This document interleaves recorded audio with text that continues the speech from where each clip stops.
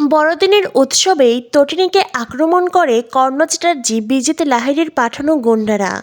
কিন্তু তটিনী একাই সবার সাথে ফাইট করে, আর আড়ালে দাঁড়িয়ে ছদ্মবেশে সেই সব কিছু দেখে পরশুরাম।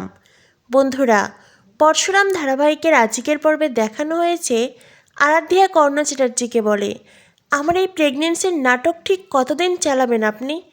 একদিন না একদিন তো তটিনীদি সবটাই জানতে পারবে। কর্ণ চ্যাটার্জি আরাধ্যাকে বলে, আপাতত এই মিথ্যেটাকেই আমাদের চালাতে হবে, কিছুদিন পরে বলে দেবে মিসক্যারেজ হয়েছে। কথাটা শুনেই আরাধ্যা বলে, বাবা। কর্ণ চ্যাটার্জি বলে, দেখো, আমার ছেলেকে বাঁচাতে হলে এই মিথ্যের আশ্রয় নিতেই হবে। আর তাছাড়াও কবিরের যদি কিছু হয়ে যায় তুমি কী নিয়ে বাঁচবে আরাধ্যা? একবারও কি সেটা ভেবে দেখেছ? নাকি তুমি আমার ছেলেকে ডিভোর্স দিয়ে আরেকটা বিয়ে করার প্ল্যান করছো? আরাধ্যা চুপ করে থাকে। এরপরে কর্ণ চ্যাটার্জি তটিনীর সেই ছবিটা দেখায়, যেই ছবিতে তটিনীর অন্যরকম সাজ পোশাক। তটিনী একটি ছেলের সাথে দাঁড়িয়ে কথা বলছে। আরাধ্যা বলে, এটা তো ছোটদি ভাই। কিন্তু ছোটদি ভাই এই পোশাকে? আর সামনে থাকা ওই লোকটিকে? কর্ণ চ্যাটার্জি বলে, এটাই তো লাখ টাকার প্রশ্ন। আমি জানি না সেই লোকটি কে। আমি জানি না তটিনীর এই রূপের রহস্য কী। তবে আমি এইটা খুব ভালো করে বুঝতে পারছি, আমাদের কোম্পানি রেডি করা হয়েছে, কেউ একজন আছে যে খেলছে। তখনই সেখানে আসে বিজিত লাহিড়ী। বিজিত লাহিড়ী বলে, কে খেলছে সেটা আমি খুব ভালো করেই জানি। এরপরেই কর্ণ চ্যাটার্জি বলে, কে খেলছে বলো। তটিনী গাঙ্গুলি হঠাৎ এই সাজ পোশাকে কেন? অনেক প্রশ্ন আছে, উত্তর দাও। বিজিত লাহিড়ী তখন আরাধ্যা কাবিরের দিকে তাকায়। কর্ণ চ্যাটার্জি আরাধ্যাকে বলে, আরাধ্যা যাও, আমাদের জন্য কফি বানিয়ে আনো। আর কবির, তুমিও যাও। কবির বলে, কিন্তু ড্যাডি। কর্ণ চ্যাটার্জি বলে, কোনো কথা নয়, যেটা বলেছি সেটা করবে। কবির আরাধ্যাকে নিয়ে ওখান থেকে চলে যায়। আরাধ্যা কবিরকে বলে, তোমার একবারও মনে হলো না বাবা আমাদের ইচ্ছে করে ওখান থেকে সরিয়ে দিলেন? কবির বলে, আমারও সেটাই মনে হলো। যাই হোক চলো, এই বলে কবির আরাধ্যাকে নিয়ে যায়। এরপরেই বিজিত লাহিড়ী কর্ণ চ্যাটার্জিকে বলে, আপাতত আমার একটাই মিশন, আয়েশিকে বিয়ে করে বিদেশে নিয়ে যাওয়া। আয়েশি আমার কাছে থাকবে, আর তারপরেই কৌশল করে আরাধ্যাকেও তুলে নিয়ে যাওয়া হবে। মুখার্জি বাড়ির 2 মেয়ে নিখোঁজ হবে, এমনকি অষ্টমঙ্গলাতেও আয়েশি ফিরবে না। তারপরেই তো জমবে খেলা। তটিনী গাঙ্গুলি আমার পায়ের কাছে এসে পড়বে, আর তারপরেই তটিনী গাঙ্গুলিকে আসল মজা বুঝাবো। তখনই কর্ণ চ্যাটার্জি বলে, আরও একজন আছে, ভুলে যেও না। বিজিত লাহিড়ী বলে, কে, কার কথা বলছেন? কর্ণ চ্যাটার্জি বলে, সে আর কেউ নয়, সে পরশুরাম। আমরা যেমনভাবে তটিনীর দিকে নজর রেখেছি, পরশুরামও নিশ্চয়ই আমাদের দিকে নজর রেখেছে। তাই এই কাজ এতটাও সহজ হবে না। অন্যদিকে দেখানো হয়, বলরাম পরশুরামের বসকে বলে, সৌরভের ফোন চেক করা হয়েছে। সেখানে সৌরভ প্রতিনিয়ত কবির কর্ণ চ্যাটার্জির সাথে যোগাযোগ করেছে, সব ইনফরমেশন চালান করেছে। সৌরভ কর্ণ চ্যাটার্জিকে পরশুরামের আসল পরিচয় দিয়েছে, আর সেই চ্যাটও পেয়েছে বলরাম।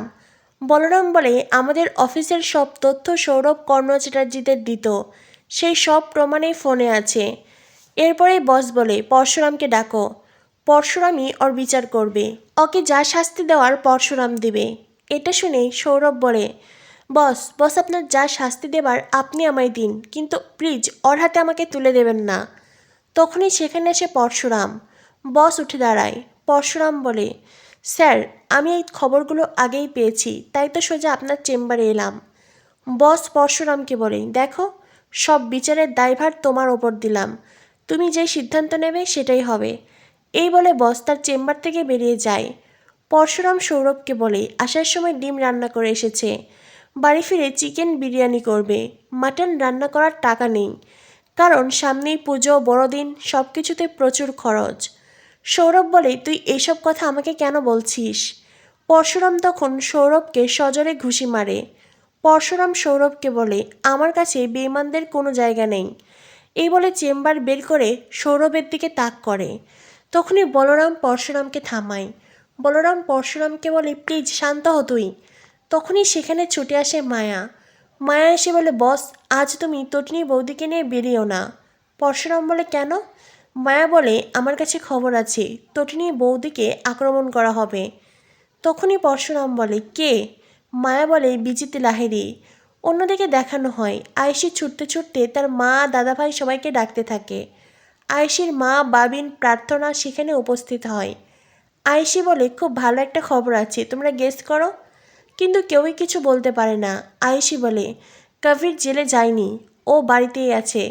এটা শুনে সবাই খুব খুশি হয়েছে। তটিনী আর নন্দিনী তার মানে হেরে গেছে, এমনটাই ভাবছে সবাই। এরপরেই আয়েশি বলে, আরও একটা খুশির খবর আছে।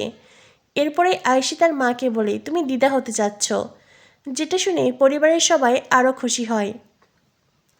আয়েশির মা আয়েশিকে বলে, আমার ছোট্ট আরাধ্যা এত বড় হয়ে গেল। আরাধ্যাকে কল কর, ওর সাথে কথা বলবো আমি।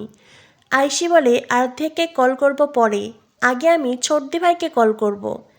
এই বলে আয়েশি তটিনীকে কল করে। তটিনী হ্যালো বলতেই আয়েশি বলে, আমি আয়েশি বলছি। তটিনী বলে, হ্যাঁ বল। আয়েশি বলে, তোকে একটা ভালো খবর জানাতে কল করলাম। কাবিরের কিচ্ছু হয়নি, কাবির জেলে যায়নি, কাবির এখন ওর বাড়িতেই আছে। তটিনী বলে, আমি জানি। আয়েশি বলে, তোরা কাবিরের কোনো কিছুই করতে পারলি না, তাই না? এরপরেই আয়েশি বলে, আরও একটা খবর আছে, আমাদের আরাধ্যা মা হতে চলেছে। তটিনী বলে, এটাও জানি, আর কিছু বলবি? আয়েশি বলে, তুই এভাবে কথাটা বললি কেন? তুই তার মানে খুশি হসনি, তাই তো? তটিনী বলে, আমি খুশি হয়েছি, কেন খুশি হব না? আয়েশি, তুই নিজের মনটাকে বড় কর, এত চিপ মেন্টালিটি নিয়ে না বাঁচা যায় না। শোন, আরেকটা কথা, এই যে কবির আজ জেলে না গিয়ে বাড়িতে আছে, সেটা শুধুমাত্র আমার সন্তানদের জন্য। তারা কবিরকে দয়া করেছে আরাধ্যার সন্তানের কথা ভেবে, সেই জন্য। তটিনীর কথা শুনে আয়েশি জ্বলে পড়ে শেষ হয়ে যায়। এরপর দেখানো হয় দৃশ্য বদলায়। তটিনী বড়দিনের সাজে সেজে উঠেছে। তখনই তটিনীকে তার বস কল করে। তটিনী জানায় বাচ্চাদের নিয়ে বেরোতে হবে বড়দিনের উৎসব পালন করতে, যে কোনো মুহূর্তেই অ্যাকশন হবে। আর এইবার তটিনী অ্যাকশন করবে, প্রয়োজনে তটিনীর যদি জীবনও যাবে। তটিনী কাউকে কেয়ার করে না। তবে বিজিত লাহিড়ী কর্ণ চ্যাটার্জির এই মিশন সে সাকসেসফুল করবেই।